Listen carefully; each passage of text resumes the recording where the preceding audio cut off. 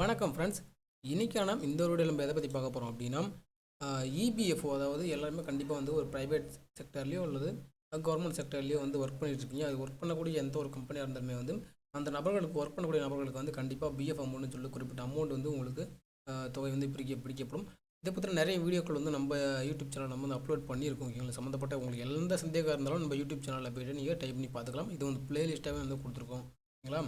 இப்போது வந்து இந்த வீடியோ நம்ம எதை பற்றி பார்க்க போகிறோம் அப்படின்னா EPfோவில் மெயினாக வந்து பார்த்திங்கன்னா நம்ம சேர்க்கக்கூடிய பணம் அதில் வந்து வருங்கால வைப்பு நிதி வந்து நிறைய வந்து நம்ம வைப்போம். மாதம் மாதம் பிடிக்கிற தொகையை வந்து அதில் வந்து பேங்க் அக்கௌண்ட் மாதிரி வந்து ஒரு விர்ச்சுவல் அக்கௌண்ட் க்ரியேட் பண்ணி அதுக்குள்ளே வந்து நமக்கு அமௌண்ட் வந்து ஆட் ஆகிட்டே வரும். அப்படி ஆட் ஆகிட்டே வர அமௌண்ட்டை வந்து நம்மளால் வித்ட்ராவல் பண்ணிக்க முடியும். அது எப்படி வித்ட்ராவல் பண்ணணும் அப்படின்னா அதுக்கு மெயினாக நம்ம பண்ணக்கூடிய ஒரு விஷயம் என்ன அப்படின்னா பேங்க் அக்கௌண்ட்டை வந்து லிங்க் பண்ணணும்.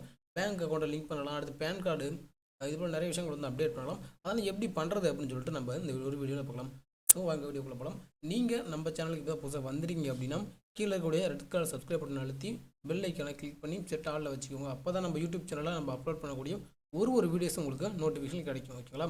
வாங்க வீடியோக்குள்ளே போகலாம்.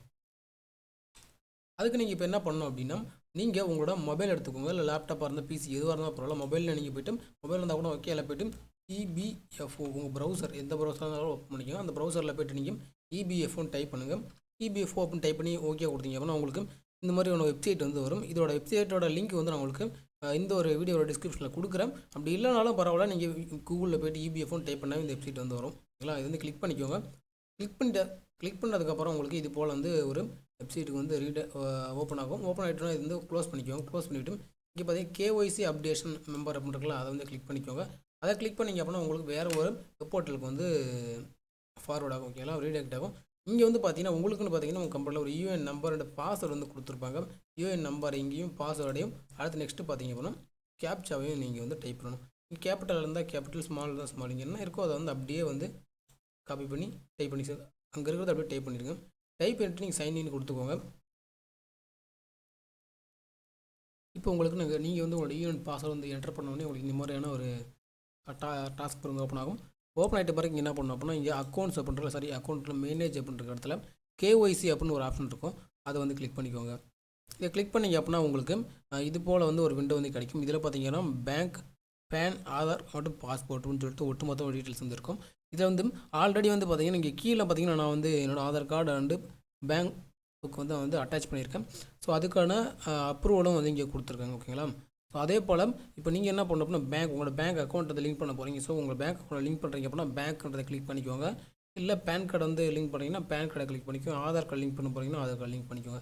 இப்போ நான் பண்ண போகிற பேங்க் அக்கௌண்ட், ஸோ நான் வந்து பேங்க் அப்படின்றத கிளிக் பண்ணிக்கிறேன். கிளிக் பண்ண உடனே இந்த இடத்துல பார்த்தீங்கன்னா நீங்கள் உங்களோட நேம் வந்து ஆல்ரெடி அது வந்து வந்துடும். ஸோ நெக்ஸ்ட் நீங்கள் பண்ண வேண்டியது என்ன அப்படின்னா இங்கே பேங்க் அக்கௌண்ட் நம்பரை வந்து நீங்கள் டைப் பண்ண வேண்டியது இருக்கும். அது எந்த பேங்காக இருந்தாலும் பரவாயில்ல, பேங்க் அக்கௌண்ட் நம்பரை டைப் பண்ணிக்கோங்க. அடுத்து பார்த்தீங்கன்னா இங்கே கன்ஃபார்ம் பேங்க் அக்கௌண்ட், இங்கே டைப் பண்ண அதே பேங்க் அக்கௌண்ட் திருப்பி இங்கே டைப் பண்ணுங்கள். உங்கள் பேங்க்கோட IFSC கோடை நீங்கள் தெரிஞ்சு வச்சுட்டு டைப் பண்ணுங்கள். இங்கே பேங்க் அக்கௌண்ட் நம்பர், திரும்பி இங்கே பேங்க் அக்கௌண்ட் நம்பர், மறுபடியும் இங்கே IFSC கோடு வந்து டைப் பண்ணிக்கோங்க. டைப் பண்ணிவிட்டு சேவ் கொடுத்துட்டீங்க அப்படின்னா ஒன்ஸ் நீங்கள் சேவ் கொடுத்துட்டீங்க அப்படின்னா உங்கள் வேலை முடிஞ்சுது.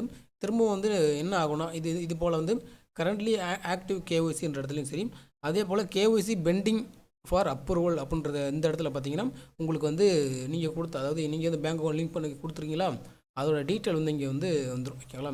அதோட டீட்டெயில் என்ன டீட்டெயில் வரும்னா இங்கே வந்து உங்களோட UN நம்பரு, இங்கே வந்து பேங்க், அடுத்து இங்கே பேங்க் அக்கௌண்ட் நம்பர், அடுத்து உங்கள் நேமு, இங்கே பார்த்தீங்கன்னா உங்களோட டாக்குமெண்ட் நம்பர் என்ன அப்படின்ற மாதிரி வந்து வந்துடும். ஓகேங்களா? நெக்ஸ்ட்டு பார்த்தீங்கன்னா IFSC கோடு இங்கே வந்துடும். அதாவது உங்கள் அக்கௌண்ட் நம்பர் வந்து இங்கே வந்துடும். இங்கே வந்து IFSC கோடு வந்து வந்துடும். இது போல் வந்துடும். ஓகேங்களா? ரொம்ப வந்து சிம்பிளான வேலை தான். இந்த வீடியோ வந்து உங்களுக்கு பிடிச்சிருக்கும் அப்படின்னு நினைக்கிறேன். உங்களுக்கு பிடிச்சிருந்துச்சி அப்படின்னா அந்த வீடியோக்கு வந்து ஒரு லைக் கொடுத்துட்டு இந்த வீடியோ வந்து உங்களோட ஃப்ரெண்ட்ஸுக்கு நீங்கள் தெரிவிக்கணும் அப்படின்னு நினச்சிங்க அப்படின்னா கண்டிப்பாக இந்த ஒரு வீடியோவை உங்கள் ஃப்ரெண்ட்ஸுக்கு நீங்கள் ஷேர் பண்ணிக்கலாம். அதே போல் உங்கள் சோஷியல் மீடியாஸ்லேயும் வந்து இந்த வீடியோவை நீங்கள் ஷேர் பண்ணிக்கலாம். ஓகேங்களா? ஸோ இது போல் இன்னொரு நல்ல வீடியோட வந்து அடுத்த வீடியோவில் வந்து சந்திக்கிறேன். தேங்க்ஸ் ஃபார் வாட்சிங் திஸ் வீடியோ.